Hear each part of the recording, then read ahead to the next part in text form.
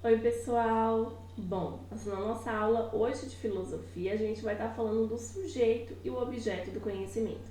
Durante a semana passada, a gente reviu um pouco do conteúdo que foi visto, a gente fez algumas correções, agora é hora de dar continuidade. Bora lá?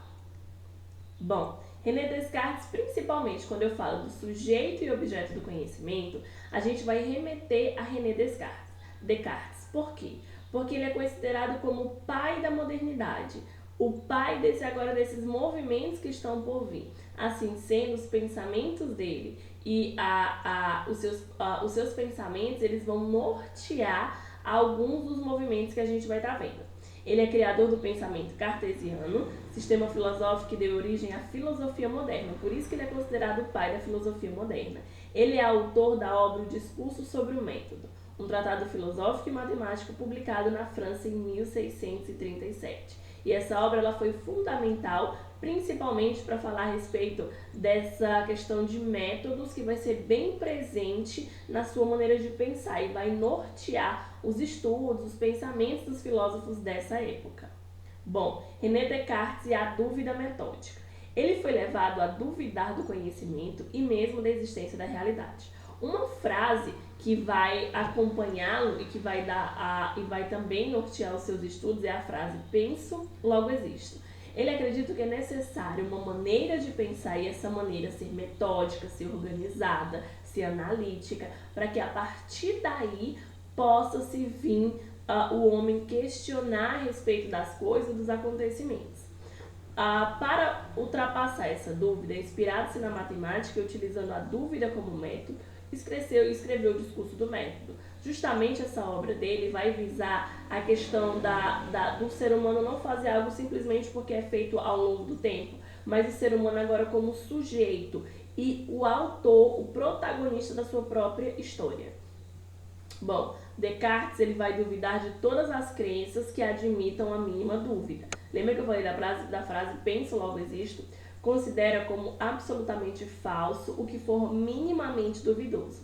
Para ele, tudo aquilo que levantasse um questionamento ou que não souber a origem é considerado falso.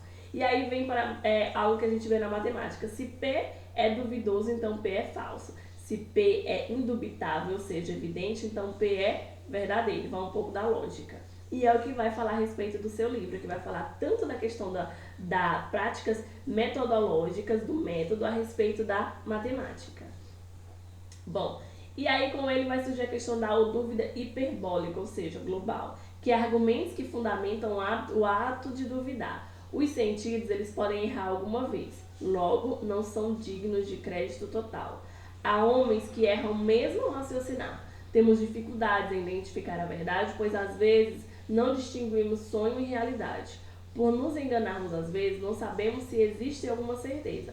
Para ele, gente, algo para ser provado, algo para ser concreto, tinha que ser algo realmente verdadeiro, algo realmente que passasse por testes para que aquilo vinha a ser de fato. Ele começa a observar que o ser humano durante muito tempo, ele acreditou naquilo que era falado, sem mesmo questionar, coisa que para ele não é possível. Bom, sobre essa dúvida metódica e a refutação da dúvida hiperbólica. Utilizando a dúvida como método para alcançar a verdade, a utilização metódica da dúvida, Descartes parte à procura de uma verdade evidentemente indubitável, ou seja, uma verdade correta. Ele está sempre em dúvida daquilo que não pode ser questionado, mas daquilo que é de fato concreto.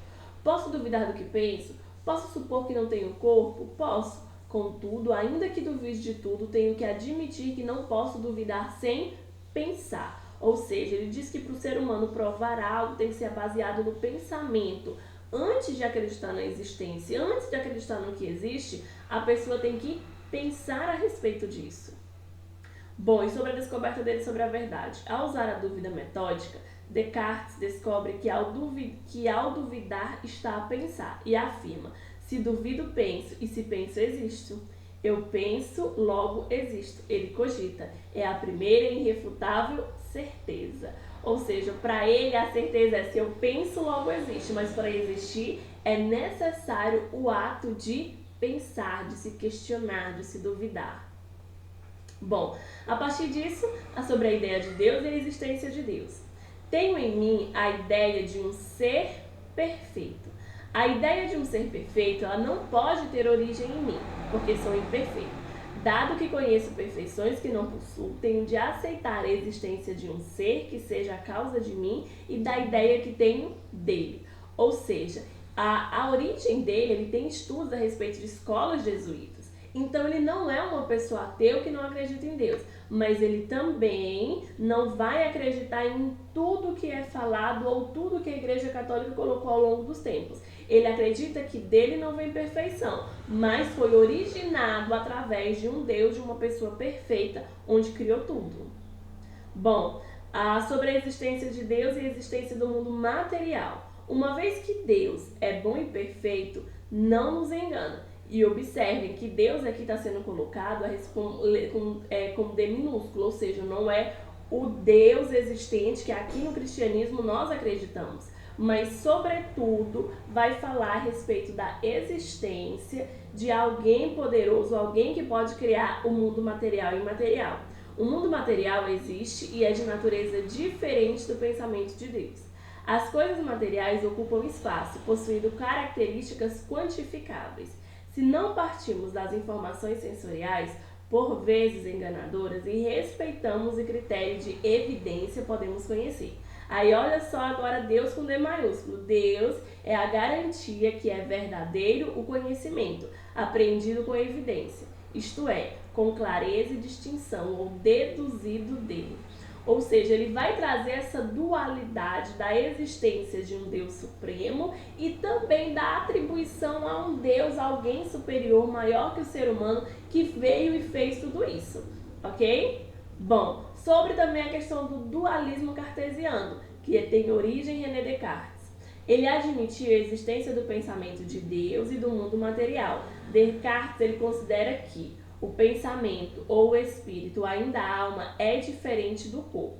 O ser humano é constituído por alma e corpo, ou seja, um dualismo. Ele acreditava que muitas das coisas que nós, seres humanos fazemos, vai ser diferente aquilo que é do nossa alma e aquilo que é do nosso corpo. Ele vai acreditar que dentro de nós existe essa dualidade, ok? Bom, a gente vai ver também a respeito da existência de Deus e a verdadeira e a verdade racional. Uma vez que os sentidos ele nos enganam, lembra que a gente viu anteriormente que para ele os sentidos que o ser humano tem pode ser fruto de uma incerteza, de um engano, então não é algo certo, não é algo verdadeiro. O conhecimento não pode ter a sua fonte na informação sensorial, ou seja, na intuição. A fonte do conhecimento é a razão, o racionalismo. E a existência da alma e de Deus é mais certa do que a existência de coisas exteriores. Ou seja, para ele, como a gente viu anteriormente, tudo precisa ser provado. Algo que venha a ser baseado na dúvida não existe, segundo a teoria de Descartes. Então, para ele, a existência da alma de Deus é certa porque é uma existência exterior, que vem acima do conhecimento humano, acima do que nós conhecemos. Mas que o conhecimento, de maneira nenhuma, ele pode ser baseado em sentidos, tem que ser provado algo metódico, ok? Bom, nós ficamos por aqui. Qualquer dúvida eu coloco à disposição de vocês. Eu vou deixar uma atividade no grupo e até a próxima aula.